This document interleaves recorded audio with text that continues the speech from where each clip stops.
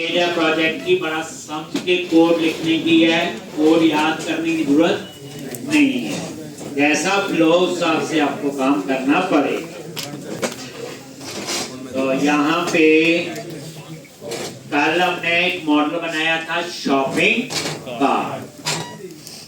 Main concept है shopping cart model की requirement के ऊपर आप आंसर दे सकते हो कि जब भी हम ऐड टू कार्ट करते हैं तो उस इंफॉर्मेशन को स्टोर करने की। ठीक जैसे आप किसी भी ई कॉमर्स की एप्लीकेशन में लॉगिन करके ऐड टू कार्ट करते हैं तो वो डिटेल कहां स्टोर होती है? Shopping cart. एक खरीदने से पहले वो है। उसके बाद जब खरीदनी है तो फिर आप क्या ऑर्डर हेडर और ऑर्डर डिटेल। कल मैंने एक्सप्लेन किया था कि ऑर्डर हेडर और ऑर्डर डिटेल। तो ऑर्डर हेडर और ऑर्डर डिटेल जो है तो मैंने सिंपल बताने की कोशिश की थी। एक ऑर्डर के लिए ऑर्डर हेडर में एक रिकॉर्ड और ऑर्डर डिटेल में एक, उसके लिए उस ऑर्डर में कितनी आइटम्स परचेज की। जैसे एग्जांपल दिया था कि जैसे कभी भी आप कोई शॉप पे जाते हैं, दो चार चीजें खरीदते हैं तो एक बिल देते हैं। तो बिल में क्या होता है? बिल नंबर होता है, बिल डेट होता है, किसके नाम का है, एड्रेस और टोटल। ये डिटेल एक बार लिखी जाती है। इसको ये डिटेल आएगी ऑर्डर हेडर। अब उस ऑर्डर में क्या क्या मंगवाया तो वहां लिखा होगा serial number, a item, price, quantity. Serial number 2 ये आइटम, सीरियल नंबर 3 4 5 और ये डिटेल कहां आएगी? Order detail. ठीक, तो अब यहां पे हम दो मॉडल और बनाएंगे। तो यहां पे आ जाओ।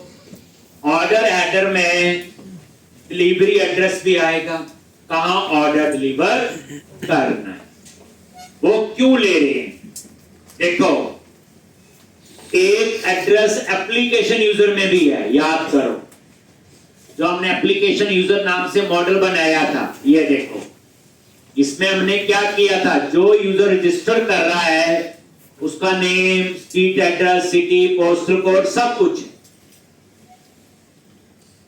तो एक केस ये है कि जिसने लॉगिन किया हुआ उसने ऑर्डर अपने घर ही मंगवाना है तो ये वाला एड्रेस चलेगा। लेकिन मान लो एक जिसने लॉगिन किया लेकिन जो प्रोडक्ट है वो किसी और एड्रेस पे डिलीवर करना है, होता है ये। एक आपने कोई गिफ्ट देना किसी को, वो दिल्ली के किसी एड्रेस पे भेजना है, that is delivery address. By default delivery address ये होगा जिसने लॉगिन किया हुआ। अगर उसे वो डिलीवर किसी और एड्रेस पे करना है तो वो डिटेल भी कहां आएगी? Order header. इसी तरह से कौन सी कोरियर सर्विस यूज कर रहे हो, जैसे आपको पता है, फिर ऑर्डर के स्टेटस होंगे। ऑर्डर पेंडिंग है, कैसा पेमेंट आ गई है, अप्रूव्ड है, क्या है क्या नहीं, ये सारे क्या होंगे? Order status. तो ये सारी डिटेल कहां होगी? Order header. तो अब आप लोगों ने तो यहां पे मॉडल वाले प्रोजेक्ट पे राइट क्लिक किया। आप देखो अलग से बनी जा रहे हैं, जितना मर्जी बना जाओ। ऐड क्लास और क्लास का नेम दे दिया मैंने ऑर्डर हेडर। ठीक, ये लो जी। अब इसमें क्या क्या कॉलम होंगे? मेन कॉलम क्या होंगे? ऑर्डर आईडी होगा प्राइमरी की। उसके बाद ये ऑर्डर किसने दिया, दैट इज यूजर आईडी, वो फोन की बनेगी। एक तो ये दो चीजें तो इसमें होंगी। उसके अलावा बाकी जो बात मैंने आपको बोली, तो यहां पे आप क्या क्या कॉलम लोगे? एक ऑर्डर हेडर में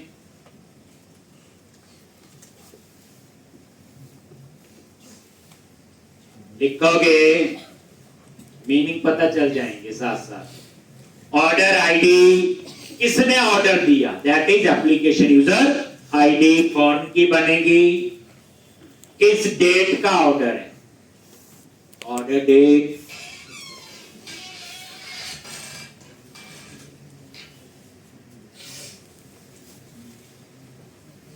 उसके बाद शिपिंग डेट, कब शिप हुआ पता ही है, मीनिंग पता है। ऑर्डर टोटल, ग्रांड टोटल हो, ये बिल का टोटल अमाउंट।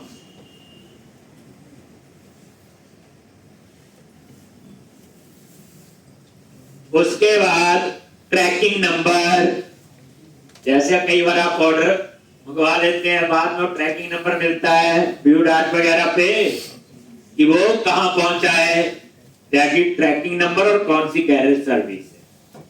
उसके बाद ऑर्डर स्टेटस,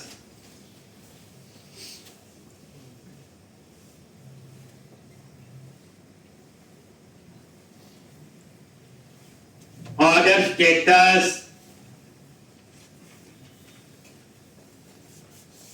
अब स्टेटस क्या है, वही पेंडिंग है, अप्रूव्ड है, रिजेक्टेड है, ऐसे कुछ स्टेटस होंगे, दैट इज ऑर्डर स्टेटस। ठीक, अब उसके बाद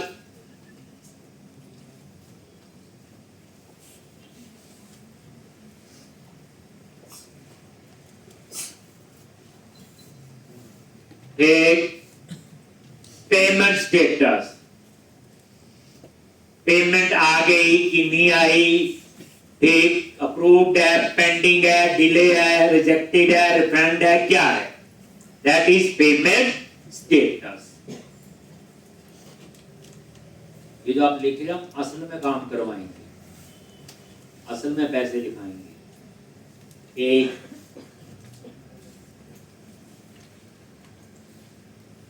और उसके बाद पेमेंट ड्यू डेट। आप बोलोगे हमारे लिए तो कभी ड्यू डेट नहीं होती, तो हमारे लिए नहीं होगी, क्योंकि हम लोग तो एक बुक खरीदेंगे दो, तुम्हारे तो पैसे देने पड़ेंगे तभी ऑर्डर आएगा, जैसे नॉर्मल प्रोसेस है। ये ड्यू डेट का प्रोविजन पता किसके लिए, कंपनी यूजर के लिए, क्योंकि कंपनी का जो यूजर होगा वो इकट्ठी 500 बुक्स मंगवाएगा, उसके लिए एक उनका आपस में टर्म एंड कंडीशन होती है, 1 महीना बाद चलता है, तो पैसे उन्होंने 1 महीने बाद देने हैं, लेकिन ऑर्डर पहले पहुंच जाए, तो उस केस में ये वाला यूज होगा। अगर कंपनी की जरूरत नहीं है तो नहीं यूज होगा। ये ट्रांजैक्शन आईडी, जब पैसे वगैरह आगे एक ट्रांजैक्शन आईडी जनरेट करते हैं, जैसे कभी पेपाल पे पेमेंट करते हो, स्ट्राइप पे, तो हर एक ट्रांजैक्शन आईडी होता है, उसको स्टोर कर लेंगे, तभी अगर कल को रिफंड करना हो तो ट्रांजैक्शन आईडी से पता चलेगा कि कौन सी ट्रांजैक्शन में प्रॉब्लम।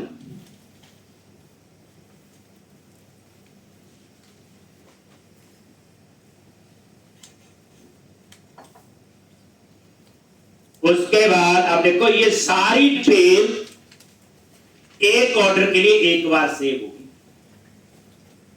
उस ऑर्डर में अगर 15 आइटम मंगवाई है तो 15 आइटम यहां नहीं आएंगी, वो आएंगी ऑर्डर डिटेल। अब उसके बाद डिलीवरी एड्रेस, ये वही कॉलम होंगे डिलीवरी एड्रेस में जो आपके एप्लीकेशन यूजर में थे, वही नेम, ये देखो जहां डिलीवर करना उसका नाम क्या है, उसका एड्रेस, उसका सिटी, स्टेट, पोस्टल कोड, उसकी detail I. By default provision ये होगा कि जिसने लॉगिन किया उसकी डिटेल आएगी डिलीवरी में, लेकिन हम ये प्रोविजन देंगे अगर डिलीवरी एड्रेस को चेंज करना है तो यहां पे वो चेंज कर होता ना। जोमेटो से मंगवाते होंगे कई बार, तो वहां पे एड्रेस होता है कहाँ डिलीवर करना है, दैट इज डिलीवरी एड्रेस। एक बाय डिफॉल्ट तो वही आता है जो उसके घर का जहाँ से, फिर उसमें अगर 2-3 एड्रेस हो, ये वही है, दैट इज डिलीवरी एड्रेस। देखो वही डिटेल आ गई, डिटेल तो वही है।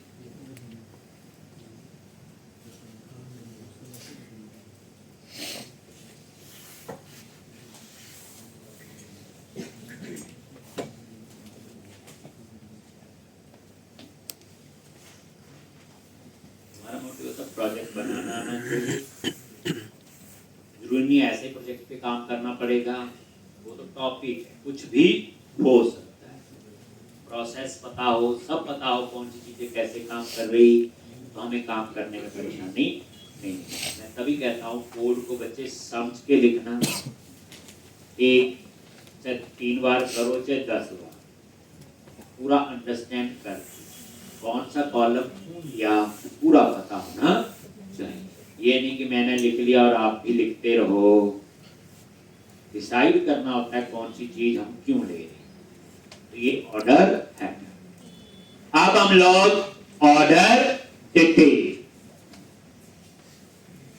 तो 2 टेबल बनाए नॉर्मलाइजेशन। अगर एक ऑर्डर में 15 आइटम होती तो मैं यहाँ एक कॉलम लेता प्रोडक्ट आइटम बस, तो फिर 15 बार ये सारे कॉलम सेव होते उस एक ऑर्डर के लिए। डुप्लीकेसी होती कि नहीं होती? अब एक ऑर्डर के लिए एक रिकॉर्ड ही सेव होगा, ऑर्डर हेडर। अब हम एक और मॉडल बनाएंगे ऑर्डर डिटेल। उसमें क्या आएगा, एक उसकी अपनी प्राइमरी की होगी, और क्या क्या कॉलम होंगे सोचो।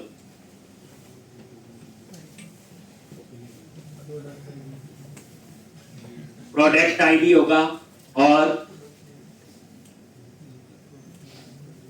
एक नेम क्यों लेंगे, सोचो।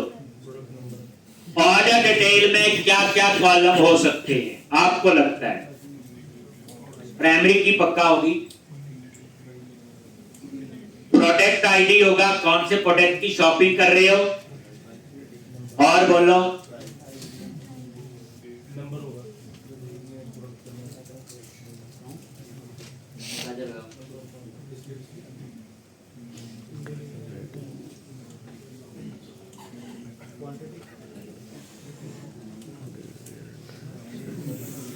पहले ये बताओ इसको, ये कैसे पता चलेगा ये किस ऑर्डर की डिटेल?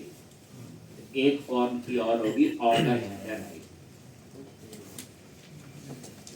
यही सोचना है। ये बीच वाले जो कॉलम कह रहे ना काउंट, ये तो लो ना लो वो याद है, कुछ ना कुछ कर लेंगे। मेजर जो फ्लो है, एक इसकी अपनी प्राइमरी की होगी, एक ऑर्डर हेडर के साथ फॉर्म की बनेगी किस ऑर्डर में, और एक प्रोडक्ट आईडी। उसके अलावा प्राइस है, क्वांटिटी है, वो रिक्वायरमेंट के हिसाब से ऊपर नीचे हो सकता है। चलो अब हम लोग एक और मॉडल बना रहे, right click, add class order detail.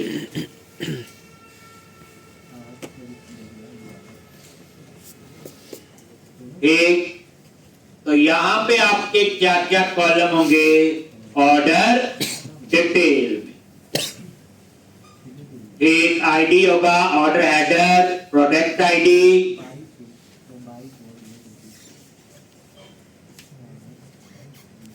लो पहला इसका प्राइमरी की, और ये ऑर्डर हेडर आईडी।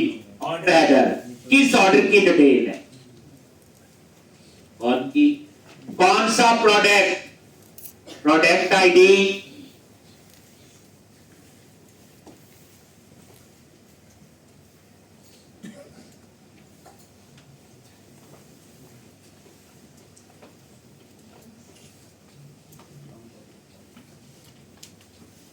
और काउंट,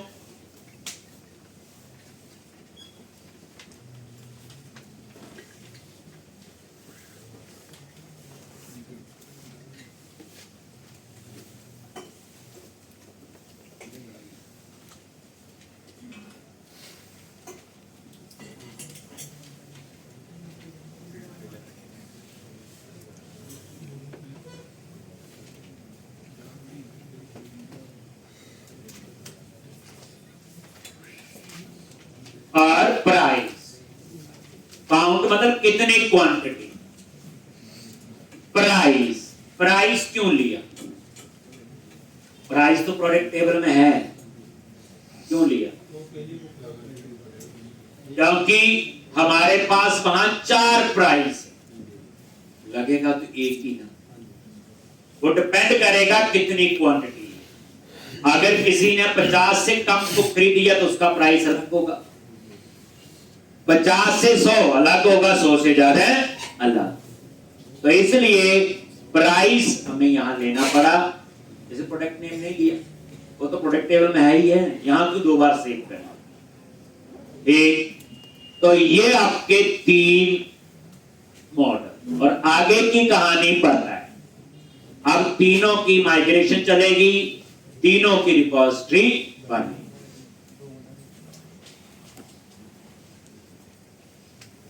चलो जी, अब आ जाओ आप डेटा एक्सेस में, डेटा में गई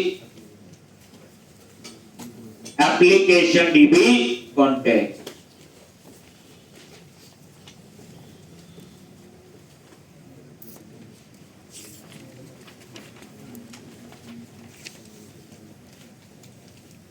और यहां पे प्रॉप टीवी सेट, सबसे पहले वही शॉपिंग कार्ट, ये एक मॉडल,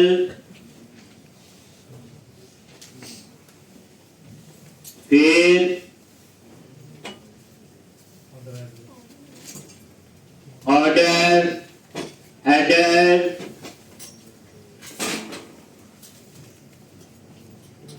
फिर order detail,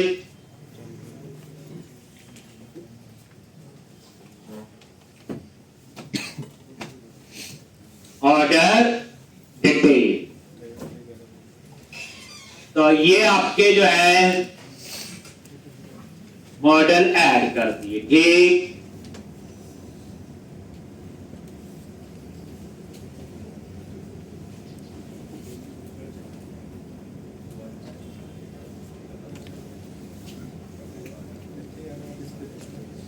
shopping cart, order header और ऑर्डर डिटेल।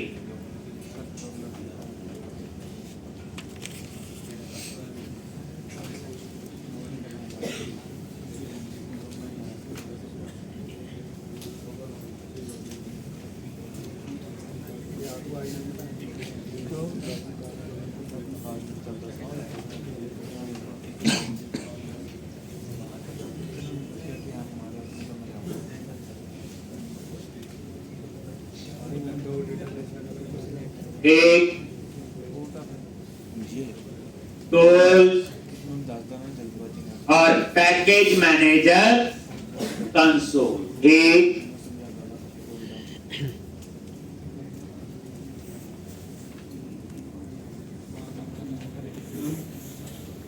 टूल्स पे गए, पैकेज मैनेजर कंसोल, और यहां पे डेटा एक्सेस वाला प्रोजेक्ट, और क्या लिखना है,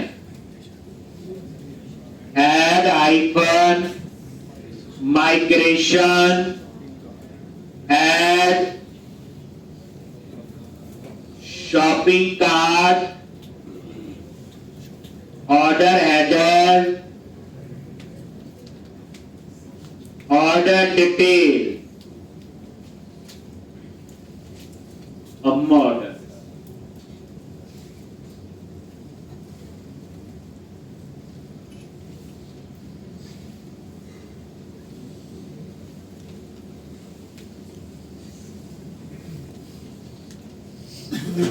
एक और ये देखोगे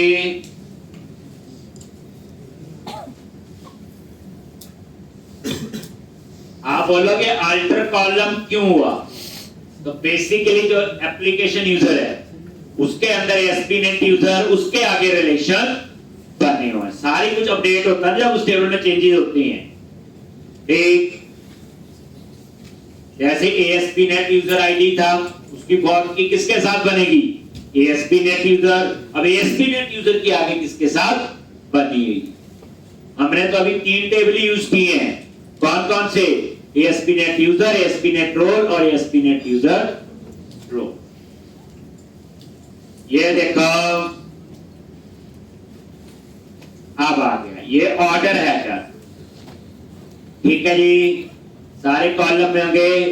और ये देखो ऑर्डर हेडर में एक प्राइमरी की और ये फॉर्म की होगी एप्लीकेशन यूजर आईडी, किसके साथ हुई, ASP.NET यूजर। अब ASP.NET यूजर जो है वो आगे उसकी कहां और फॉर्म की बनी हो, शॉपिंग कार्ट में आ गई, ये देखो, और यहां पे एक प्राइमरी की और 2 फॉर्म की, प्रोडक्ट आईडी और एप्लीकेशन यूजर आईडी। इसी तरह से ऑर्डर डिटेल, एक प्राइमरी की और 2 फॉरेन।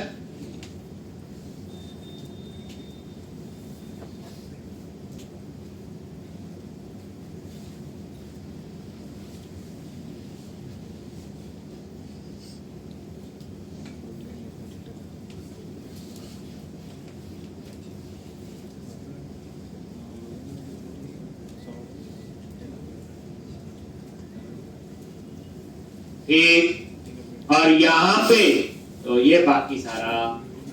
अब क्या करना है आपने, अपडेट डेटाबेस, तो यहां पे लिख लो अपडेट हाइफन डेटाबेस।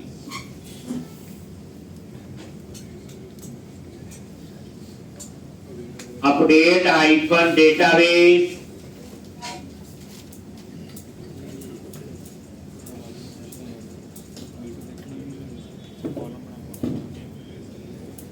एक कोई एरर नहीं बन गए होंगे, तो आप एक बार चेक भी कर लो डेटाबेस में जाके टेबल बने हैं कि नहीं। डेटाबेस पे गए,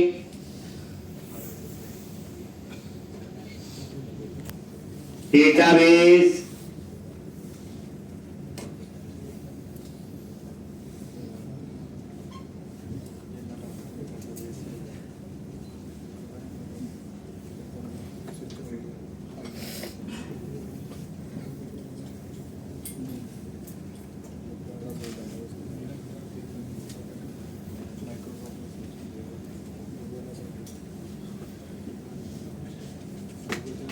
और ये देखो shopping cart, product, order header, ये देखो ऑर्डर, तो ये आपका इतना हो। अब हम बनाएंगे रिपोजिटरी, रिपोजिटरी में गए, आई रिपोजिटरी पे राइट क्लिक किया, ऐड क्लास, इंटरफेस, क्या नाम रखेंगे, आई शॉपिंग कार्ट रिपोजिटरी।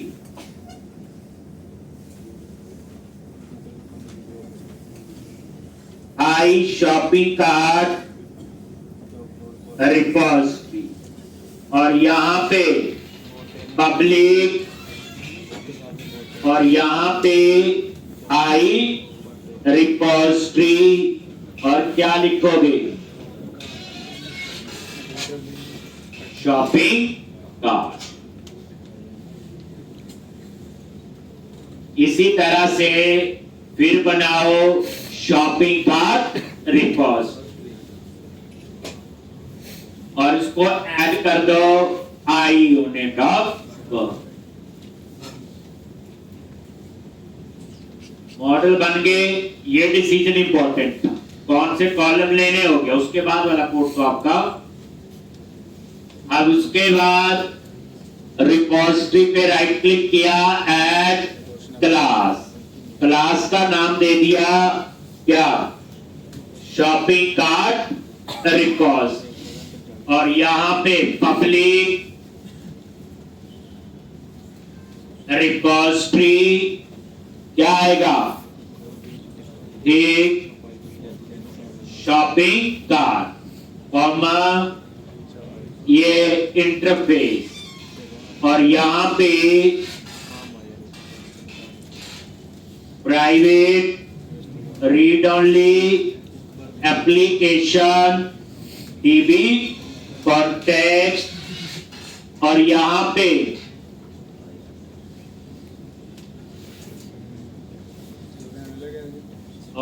पे बेस और ये आपने लिख दिया और कॉन्टेक्स्ट।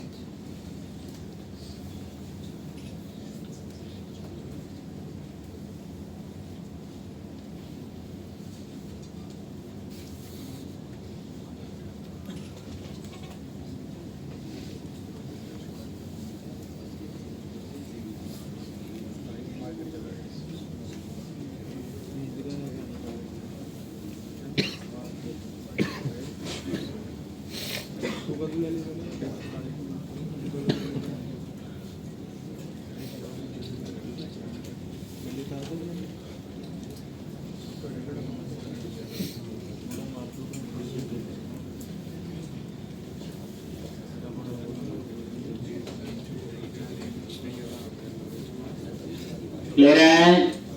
अब उसके बाद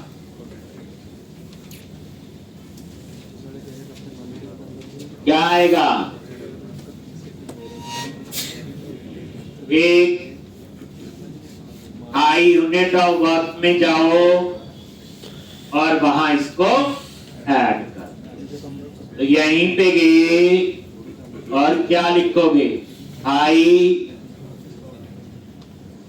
शॉपिंग कार्ट रिकॉर्ड और उसके बाद unit of work.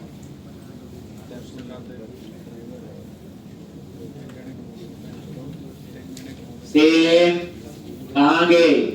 Unit of और यहां पे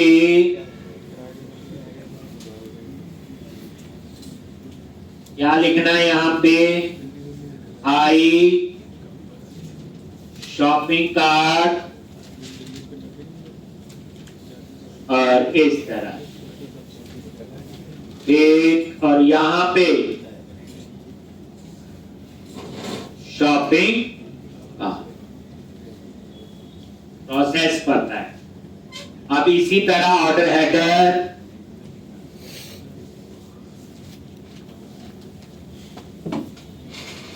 और ऑर्डर डिटेल।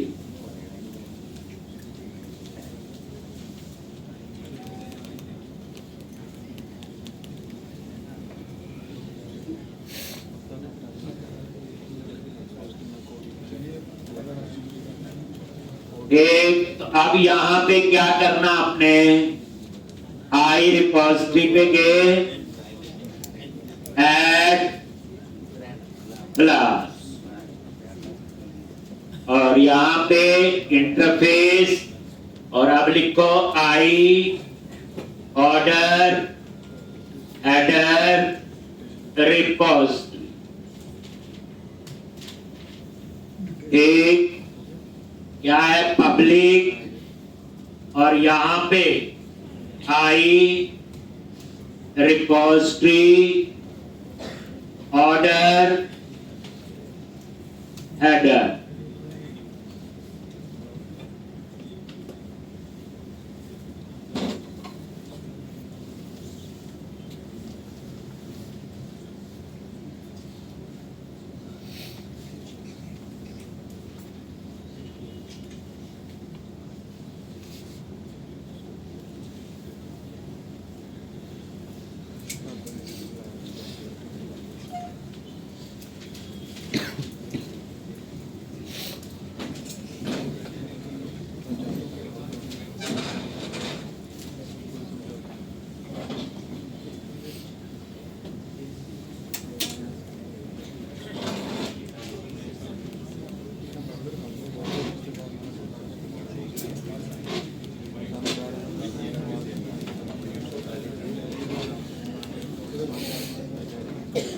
एक और उसके बाद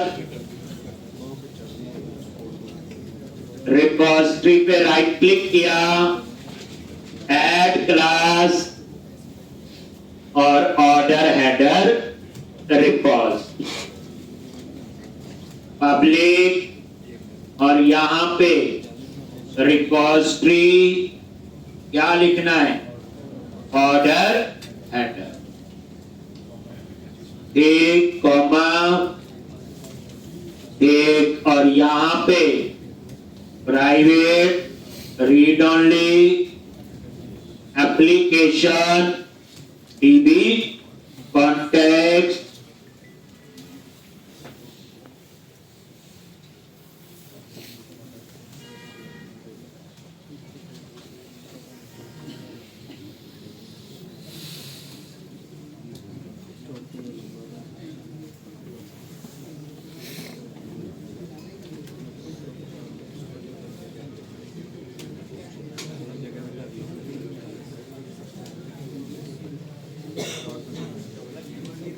ले रहे हैं। अब इसको ऐड कर दो,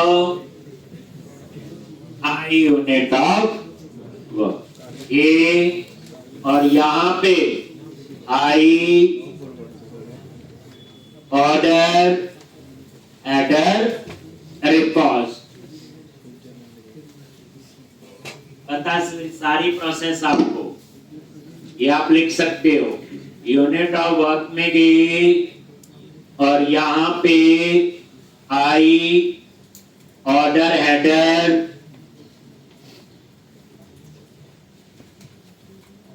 रिपोजिटरी, और यहाँ पे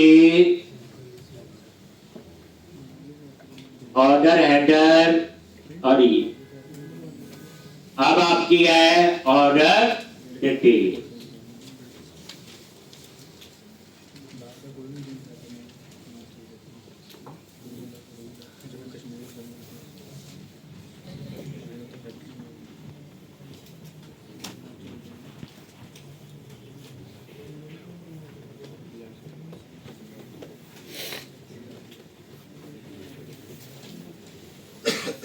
आई रिपोजिटरी पे ऐड किया क्लास और इंटरफेस, और यहां क्या आएगा, I order detail repository, I order detail repository, और यहां पे पब्लिक, और यहां पे क्या आएगा, आई रिपोजिटरी और ऑर्डर डिटेल। फिर उसके बाद रिपोजिटरी पे राइट क्लिक किया, ऐड क्लास, और यहां ऑर्डर डिटेल रिपोजिटरी, यहां पे repository order detail, comma private read only, क्या आएगा, application dB context constructor application dB context, और यहां पे, और इसको ऐड कर दो, आई यूनिट ऑफ वर्क, और यहां पे आई ऑर्डर डिटेल, और सेम यहां पे आई ऑर्डर डिटेल,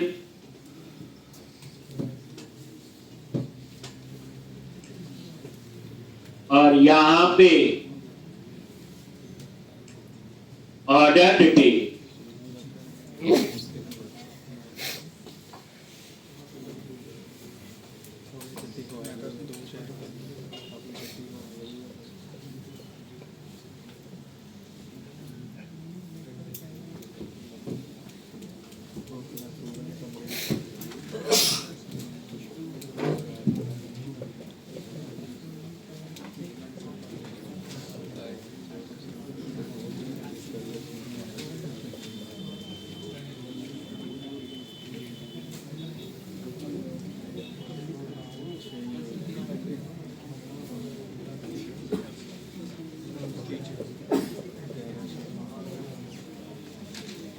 एक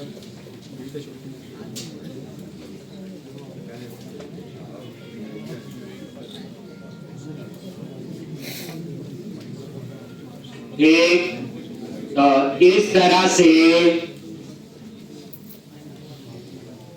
ये आपका बन हो गया जी। अब यूज करते रहेंगे तो और सीखेंगे।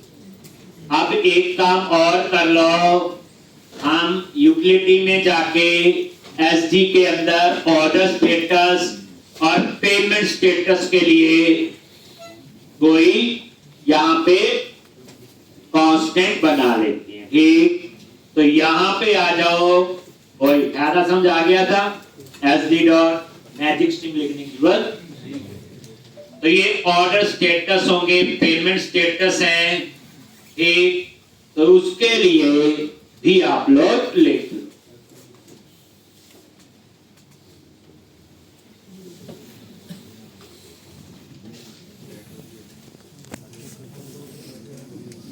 लो जी, पता ना कहां लिखना है। यूटिलिटी वाले प्रोजेक्ट पे गए, एसडी क्लास है, एसडी स्टैटिक क्लास है, ऑब्जेक्ट बनाने की जरूरत नहीं। एसडी डॉट और ये कांस्टेंट है, कहीं और चेंज नहीं होंगे। जैसे मैंने ऑर्डर स्टेटस में क्या क्या बने पता चल रहा होगा सारा। पेंडिंग है, अप्रूव्ड है, प्रोसेसिंग है, शिफ्ट है, कैंसल है और रिफंडेड। इनका फायदा सिर्फ इतना होता है, वहां डबल कोट्स में लिखने से स्पेलिंग ऊपर नीचे हो सकती है, केस कुछ भी गलती हो सकती है। अब गलती का चांस बिल्कुल नहीं है। दूसरी बात, ये कहीं और चेंज हो भी नहीं सकता, क्योंकि हमने क्या बनाया इसे कांस्टेंट और रीड ओनली में ही तो फर्क है। दोनों रीड ओनली है, बट रीड ओनली जो है वो एक जगह चेंज हो सकता है, कंस्ट्रक्टर।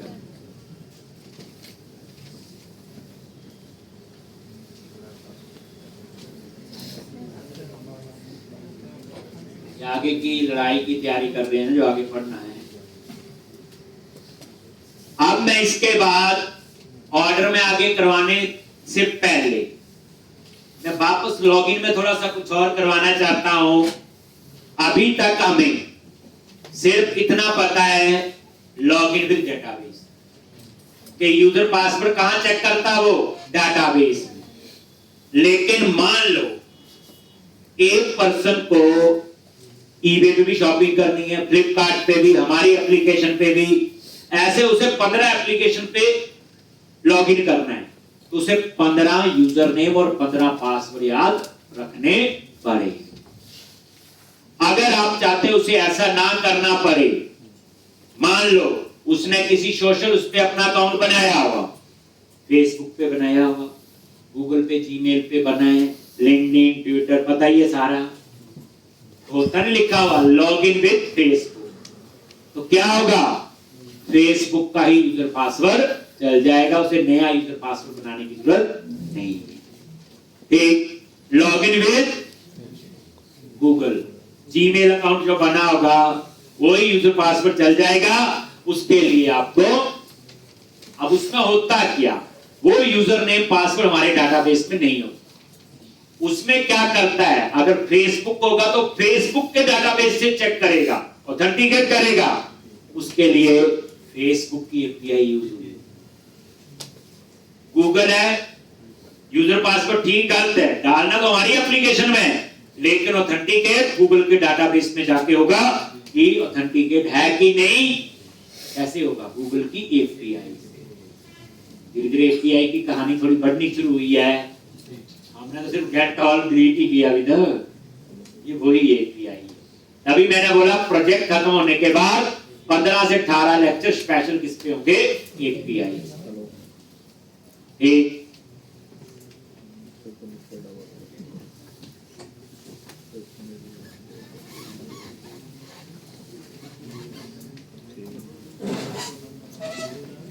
अब आपको ये देखो,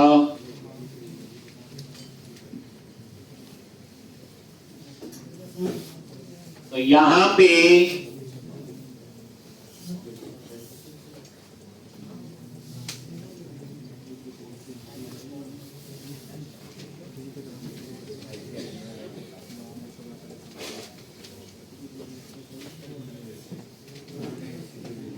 ऑर्डर स्टेटस, पेमेंट स्टेटस,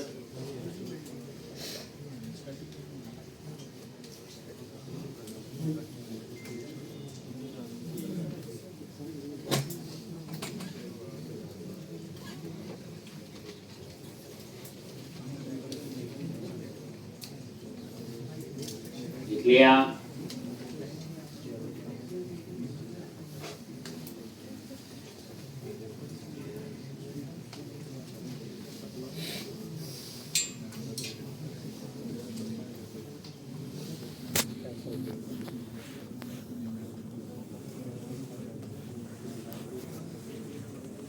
आगे तो अब हम लोग आगे क्या करने वाले हैं?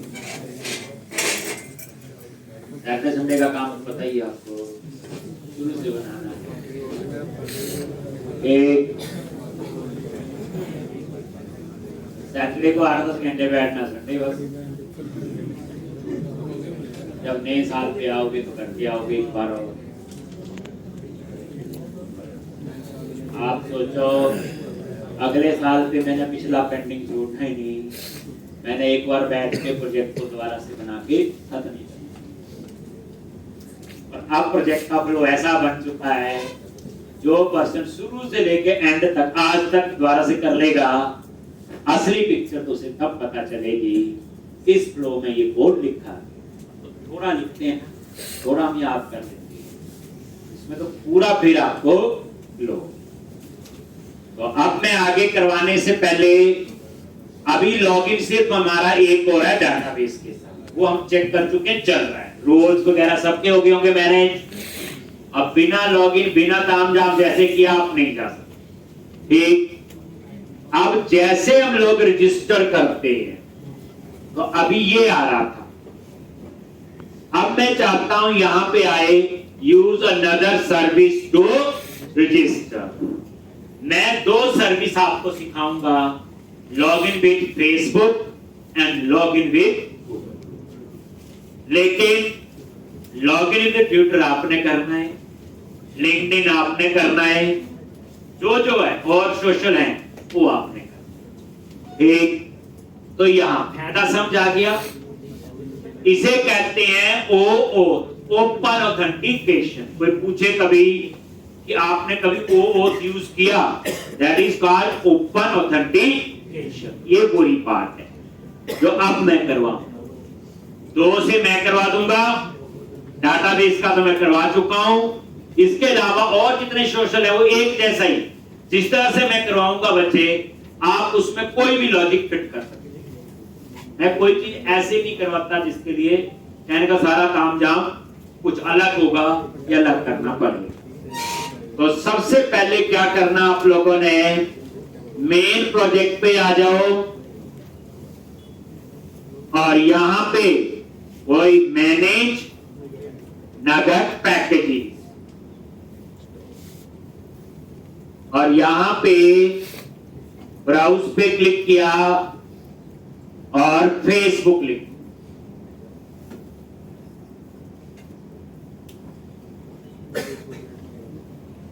और ये जो है सेकंड ऑप्शन है।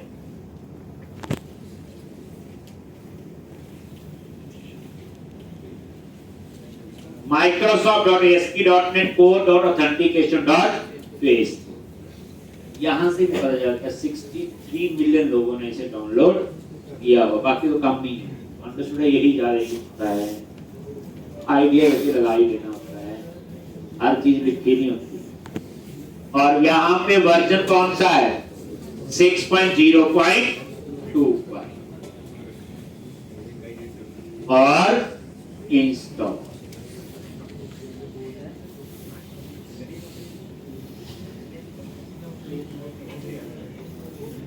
और आई एक्सेप्ट।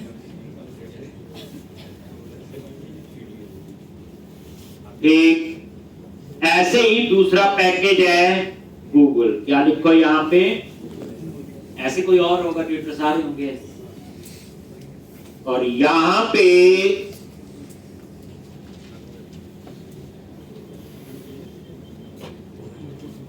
75 मिलियन लोगों ने ये Microsoft ASP.NET Core Authentication Google और यहाँ पे वर्जन 6.0.25 और यहाँ पे इंस्टॉल। आसान है, जो हम कर चुके हैं वो टफ था। अभी देखना ISF एक, ये देख लो दोनों पैकेज इंस्टॉल हो गए हैं। एग्जैक्ट नेम आप यहां से देख सकते हो, ये नाम लिखे हैं दोनों। एक, अब हम program.cs के अंदर इसकी कॉन्फ़िगरेशन करें।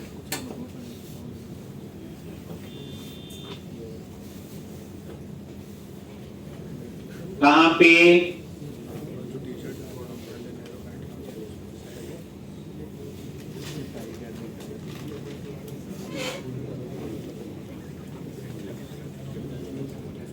तो ये दोनों पैकेज आपके इंस्टॉल हो। अब आप लोग program.cs में कॉन्फ़िगर करेंगे।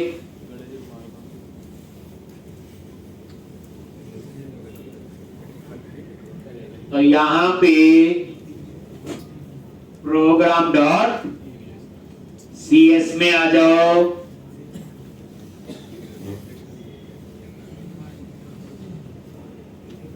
और बिल्ड ऐप से पहले आप कहीं पे, तो builder dot services dot add authentication dot add Facebook, क्या आएगा? फेसबुक और इसके अंदर वही ऑप्शंस, ऐसे ही ऐड गूगल होगा। ठीक, तो इसमें क्या क्या ऑप्शन होगी? ऑप्शंस डॉट, एक होगा ऐप आईडी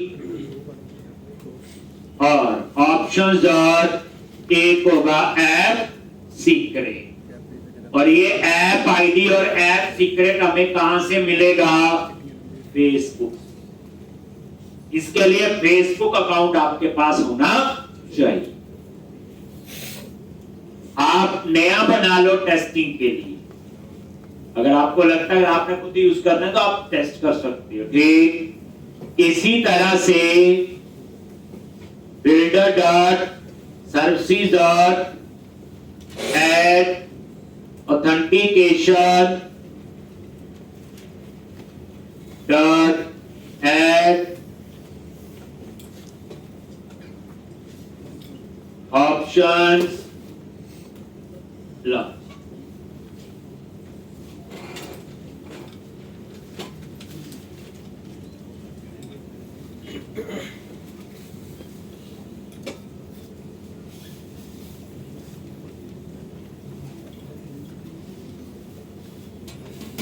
एक, और इसमें क्या क्या आएगा? क्लाइंट आईडी और क्लाइंट सीक्रेट। तो यहां पे क्लाइंट आईडी और ऑप्शन डॉट क्लाइंट सीक्रेट।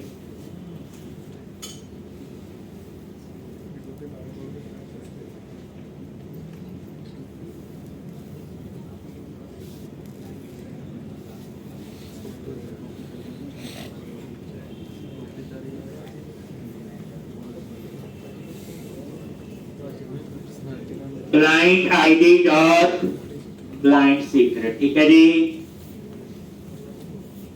तो ये हम लोग बाद में कॉन्फ़िगर करेंगे। जगह बना ली, अब इसमें क्या से आएगा वो हम लोग लॉगिन करेंगे। तो अभी मैं इसको भी कमेंट बना देता हूं, क्योंकि चलेगा तभी जब ऐप आईडी और ऐप सीक्रेट या क्लाइंट आईडी। फर्क दोनों में देख लो, गूगल में क्लाइंट आईडी क्लाइंट सीक्रेट है, उसमें ऐप आईडी ऐप सीक्रेट। ये दोनों चीजें हमें मिलेंगी कहां से? फेसबुक से और गूगल। क्लियर है? अब अब आपने क्या करना? थर्ड, तो फर्स्ट स्टेप क्या किया? पैकेज इंस्टॉल किए। सेकंड स्टेप क्या किया? Program dot cs। अब थर्ड स्टेप क्या आपका? ठीक, कहां जाना आपने? अब आपको फेसबुक में जाना पड़ेगा। पहले हम फेसबुक वाला चलाएंगे। फेसबुक अकाउंट होना चाहिए, गूगल का भी होगा। तो पहले फेसबुक का। ठीक, तो आपके पास फेसबुक का अकाउंट बना होना चाहिए। तो उसमें हम लोग क्या लिखते हैं? developer.facebook.com। यूआरएल देख लो क्या आएगा? developer.facebook.com। ठीक, ये यूआरएल है जो आपने अकाउंट बनाना पहले नॉर्मल facebook.com में बना लो, जैसे आपने बनाते हैं। उसमें क्या यूजर नेम पासवर्ड होगा, और क्या यूजर नेम क्या होता है? ईमेल ही होता है। ठीक, फिर उसके बाद इस यूआरएल पे जाना है developer.facebook.com। यहां पे डेवलपर का काम।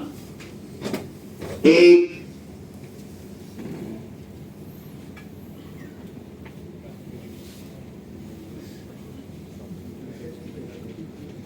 तो developers.facebook.com आपने कभी यूज किया? कभी ऐसा पढ़ा नहीं? देखा तो है ना, login with Facebook, login with Twitter, login with Google, देखा तो होगा। आपने कभी पढ़ा नहीं है कैसे यूज होता है?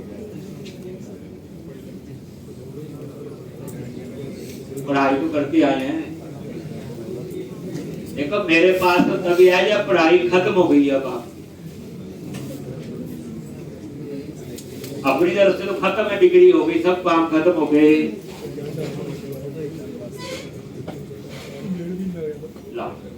अब देखो ये चीज मैं सिखा रहा हूं, 2 मैं सिखाऊंगा, फिर जितने मर्जी आप ऐड, जो भी आपको समझाते हैं ऐड कर। ठीक, कोई मुश्किल चीज नहीं। अब आप इस फेसबुक पे गए, इस यूआरएल पे जाओगे, तो यहां पे लॉगिन कर लेना।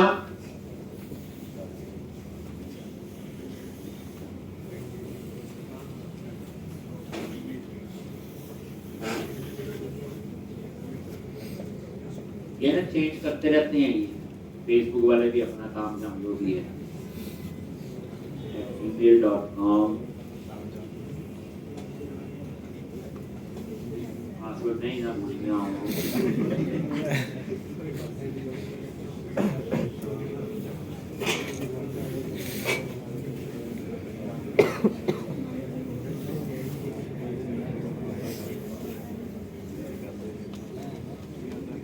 याद ना रखना पड़े, लॉगिन कर लो। ठीक, अब यहां पे ऑप्शन है माई ऐप। माई ऐप पे क्लिक करो। मतलब कहने का जो मैं यहाँ ये दिखा रहा हूँ फेसबुक में, थोड़ा बहुत ही चीजें ऊपर नीचे, कोई ऑप्शन कहीं चेंज हो, बस माई ऐप ढूंढ लेगा, क्योंकि स्क्रीन के रेजोल्यूशन के हिसाब से वो ऑप्शन कहीं और भी हो सकती है। अब हमने ये देखो, ये मैंने ऐप बनाई है जो और बैच में यूज की है। अब यहां पे आएगा क्रिएट ऐप, क्या ऑप्शन आएगी? क्रिएट ऐप पे क्लिक करो। यानी हर एक प्रोजेक्ट के लिए एक ऐप, मतलब ये है जैसे ये शॉपिंग वाली एप्लीकेशन बन रही, इसके लिए एक ऐप। मैं डेवलपर हूं, मैंने क्लाइंट के लिए 10 प्रोजेक्ट बनाए हैं अलग अलग, जहां पे फेसबुक का लॉगिन है, तो मैं 10 ऐप बना के टेस्टिंग करूंगा। ठीक, जैसे और बैच की आपको नजर आ रही। अब यहाँ पे कुछ मेटा मोटा कुछ नया किया हुआ है,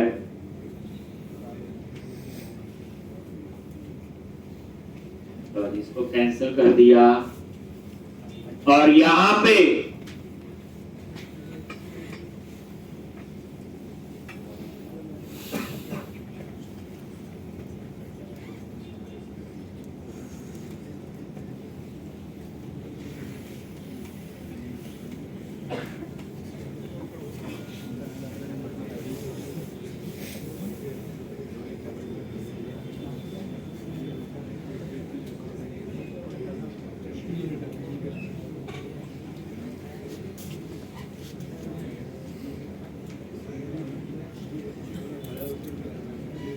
एक अदर्स पे क्लिक किया, कहां पे क्लिक किया?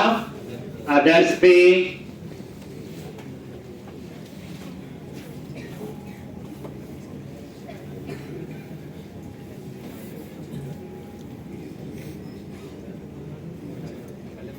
हम क्या बना रहे हैं? वेब बना।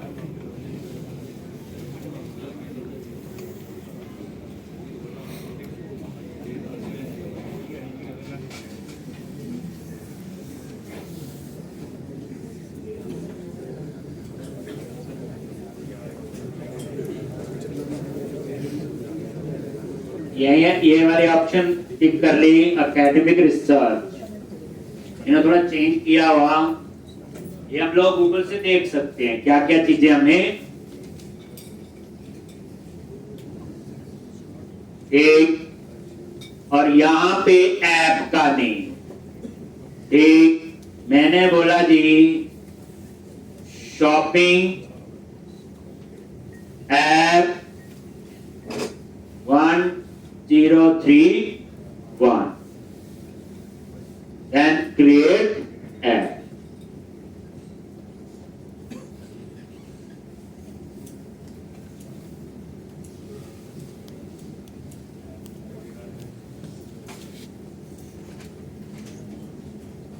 एक तो यहां पे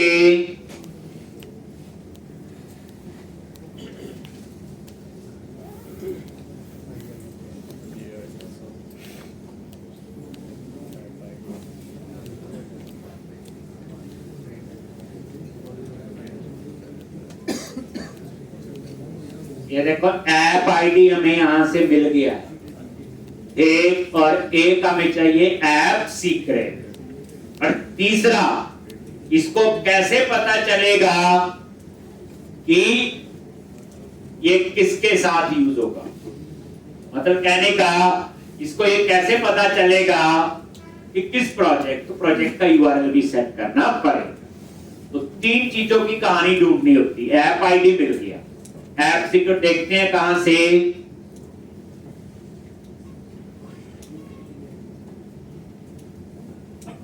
तो यहां सेटिंग्स में देख लेते हैं क्या है। बेसिक, एक ऐप आईडी और ये ऐप सीक्रेट। एक ये तो आ गया। एक जगह हमें यूआरएल भी देना है, एक वो ऑप्शन अभी में नहीं मिली। एडवांस में देख लेते हैं जाके।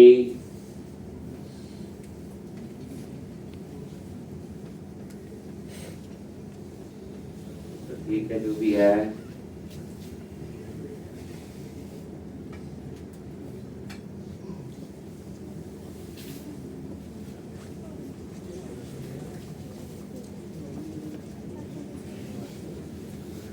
ये देखो, ये हमारा वो प्रोजेक्ट सेलेक्टेड है, ठीक, जो हम लोग यूज कर रहे हैं। ठीक है, एक जगह यहाँ पे ये कह रहा रिसर्च करो, बट रिसर्च क्यों करनी? मैं ये चाहता हूँ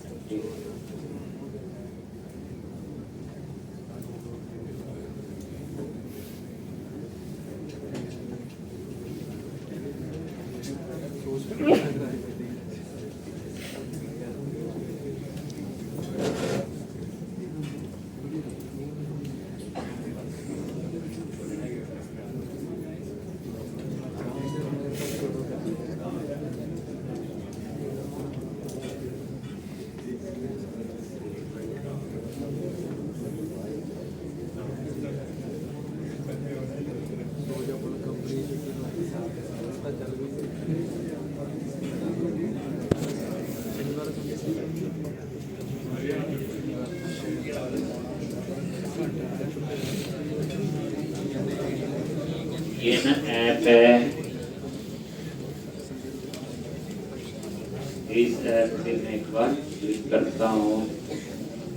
नहीं, क्लिक किया और यहाँ पे ना बड़ी चीजें ऐड कर दी। Step two access research data set करके देखते हैं क्या कह रहा है ये।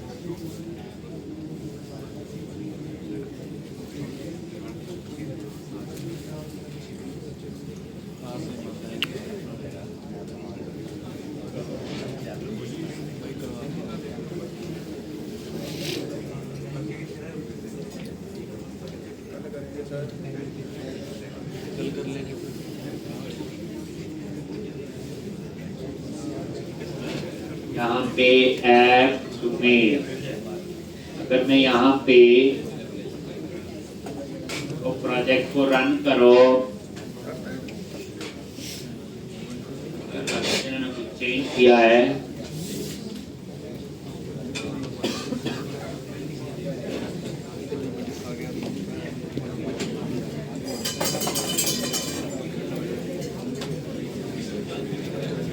क्योंकि हम जो कर रहे हैं access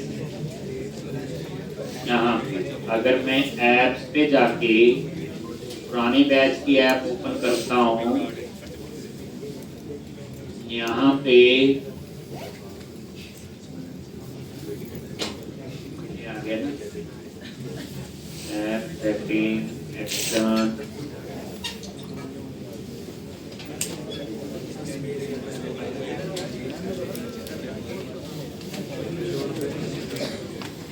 my product setup login और ये आएगा ना। तो चलो क्या करते हैं, यहाँ पे एक नई ऐप बनाते हैं। मेरे को लग रहा है कुछ इन्होंने ना शुरू में ही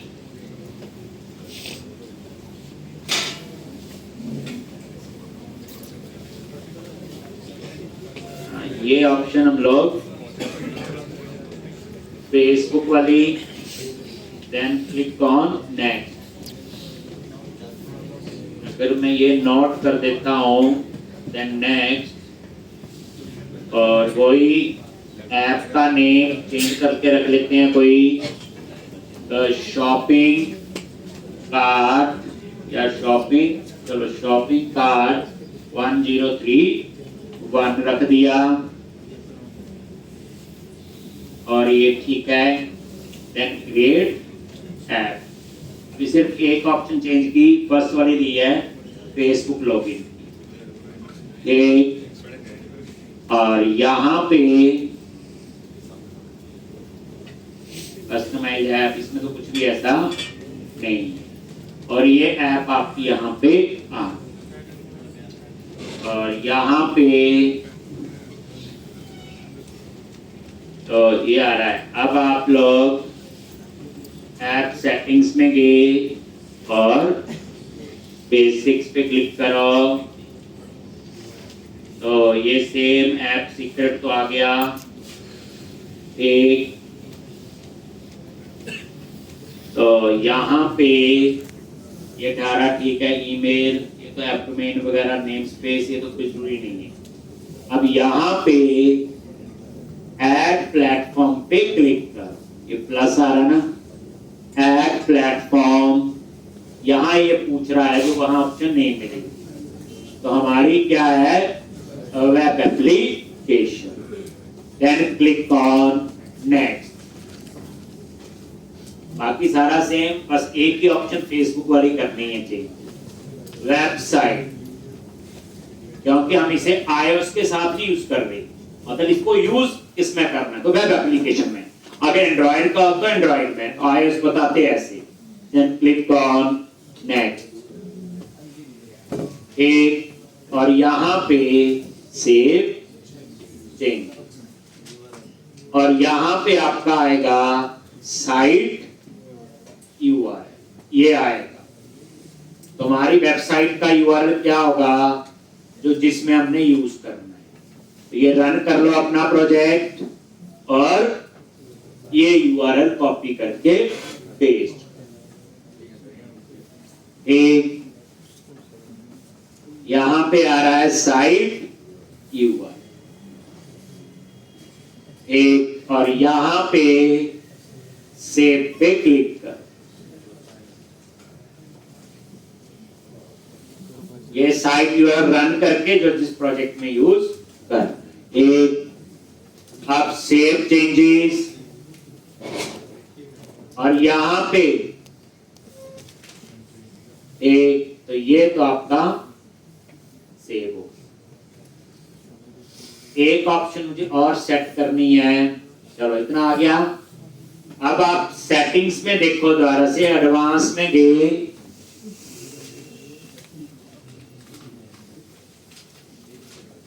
और यहां पे चेक करो कहीं पे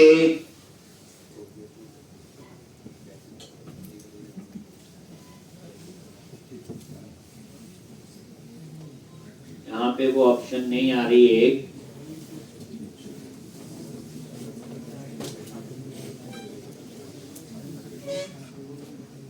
तो यहां तक तो हमारे स्टेप्स हो गए कंप्लीट। मैं एक चीज और देख रहा था, अगर नहीं,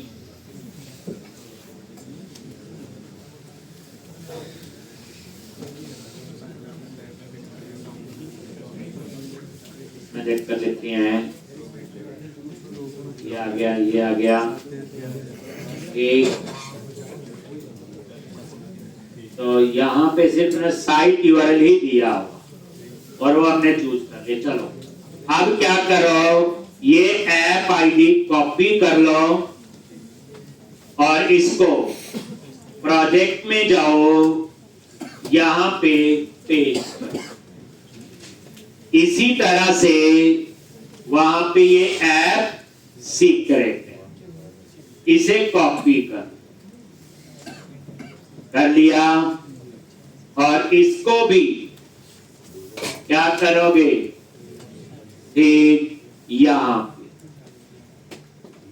पेस्ट, और इसको कर दो अंत में, ठीक। अब आप रन करके देखोगे प्रोजेक्ट को, तो लॉगिन विद फेसबुक की ऑप्शन तो काम करना शुरू कर दे। आगे की कहानी भी है, अभी पहले इतना दे।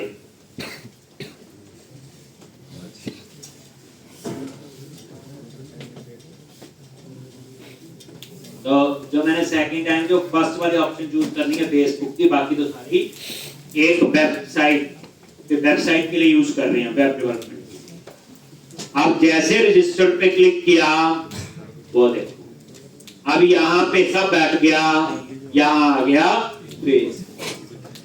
और जैसे आप फेसबुक पे क्लिक करते हो, तो ये उसे वो यूआरएल नहीं मिला जो मैं जगह एक ढूंढ रहा हूं वहां पे। ये चीज मैं वहां दूंगा। मैंने सोचा हो सकता है इस बारे में बंद ना कर दी हो, चलो वो भी कर लेते हैं जाके। मतलब यहां तक ठीक है, ये जो भी है कोड में कुछ नहीं है, यहां पे मुझे वो यूआरएल देना है। जैसे पुराना प्रोजेक्ट देखता हूं मैं कैसे, ये आ गया ना बेसिक सेटिंग्स, ये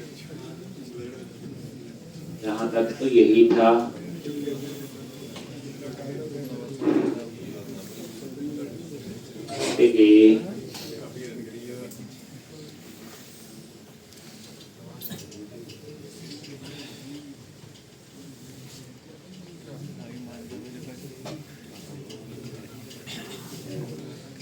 ऐप्स पे गया, पुरानी ऐप कौन सी है थी ना,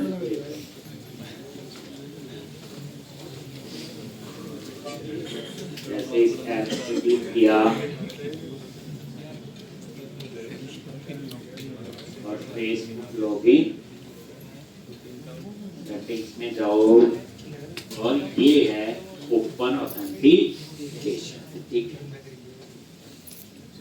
तो यहाँ पे आप अपनी ही ऐप में हम काम कर रहे हैं, एक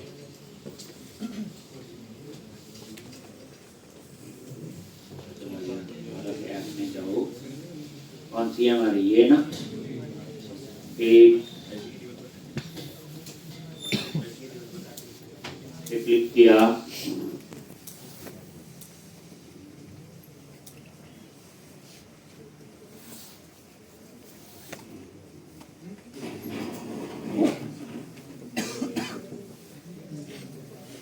ओपन ऑथेंटिकेशन देने की जगह नहीं दे बता रहा ये।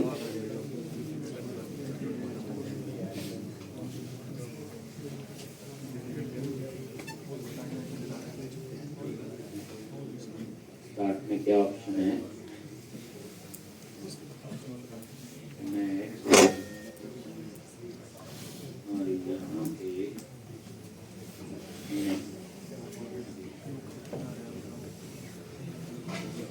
जैसे मैं पुराने पे गया, यहाँ पे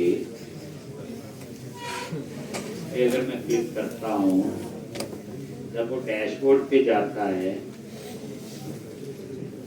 इसकी ना ये लॉगिन की सेटिंग्स आती है ना, इसमें ये नहीं आ रही, तो फिर कहाँ है? याद रखना, ये चेंज करते रहते हैं, जैसे कोई करता है, इसलिए होगी पक्का यही देखनी वो कहाँ पे है। एक क्या करें, यही थी हमारी पहली ऐप है, पहले तो इस ऐप को चूज कर, हाँ तो नहीं है, रिमूव नहीं, क्लिक किया तो सीधा चला जाता है डैशबोर्ड पे। कहीं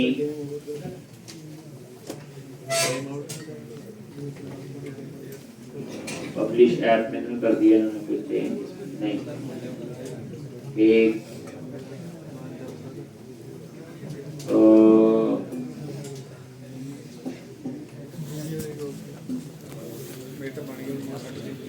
सेटिंग्स में ढूंढना पड़ेगा,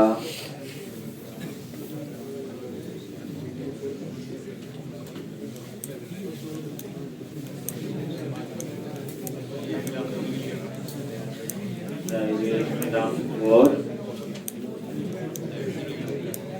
यूजर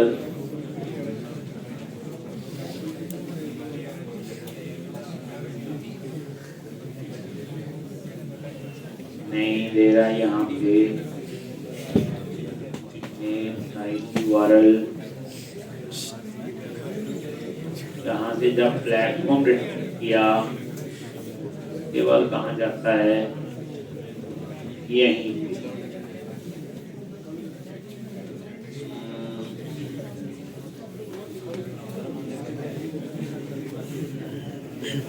जी।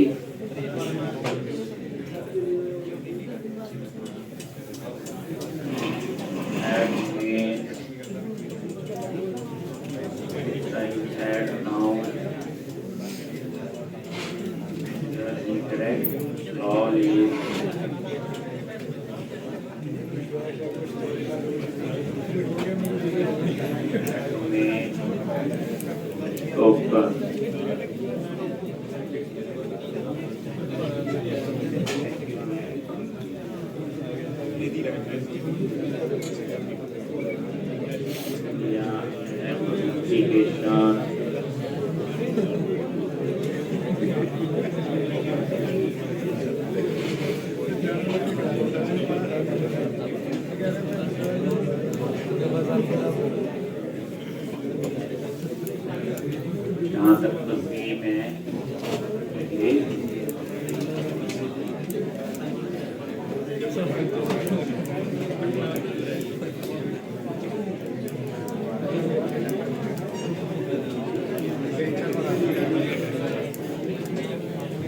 हमारे में पता नहीं कितना आ रहा है।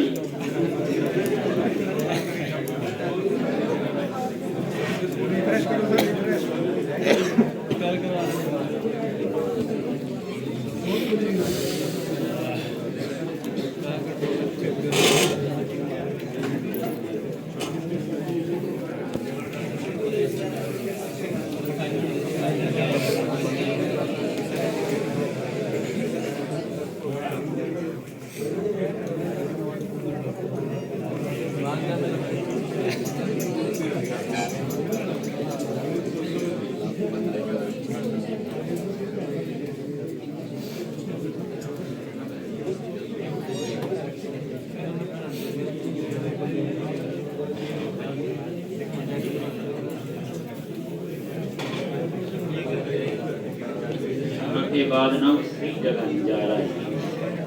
तो ये आ चलो नेक्स्ट टाइम ढूंढते हैं इसका भी क्या है, कहाँ इन्होंने चेंजेस किए हैं।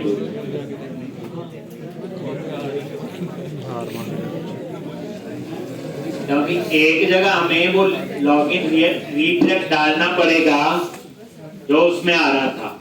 तो आप भी ढूंढना में कोशिश क्या कर रहे हैं हम लोग, ये देखो अगर मैं पुराने इसमें दिखाऊं, बाकी सब ठीक है। यहाँ पे जब आप इस ऐप पे जाते हो, ऐप में गए, ये पुराने बैच की है, जैसे मैं इस पे क्लिक करता हूं, ये वाली विंडो जो है यहां आ गई और यहां पे ऐप प्रोडक्ट और इसमें लास्ट में आ रहा है माई प्रोडक्ट, ठीक। और यहां भी फेसबुक लॉगिन सेटिंग, यहां भी ऑप्शन आ रही है, देखो फेसबुक लॉगिन सेटिंग्स, वहां सिर्फ ऐप के अंदर आ रही है, ठीक। तो ये सेटिंग्स करके और यहाँ पे क्या करना है, बाकी कुछ नहीं करेंगे, सिर्फ एक होगा वैलिड ओऑथ रीडायरेक्ट यूआरआई, और ये यूआरआई ऐसे लिखना होगा, जो आपका प्रोजेक्ट का यूआरएल है /facebook -sign, बस ये वाली जगह इन्होंने पता नहीं कहां चेंज की है, यही हमें मिल नहीं रही और इसकी वजह से वो आगे नहीं चला। वहां पे बेसिकली कोडिंग में बच्चे कुछ भी नहीं है वहां पे। अगर हम कोडिंग की बात करें,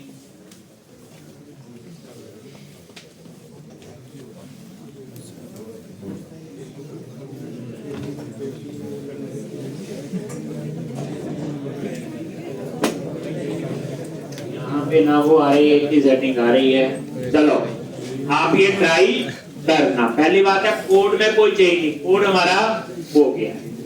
ऐसे ही हम गूगल का करेंगे, तो मंडे को हम इसमें आगे करेंगे, 1-2 दिन लगेंगे इसमें लॉगिन और इसके क्या बोलते फेसबुक और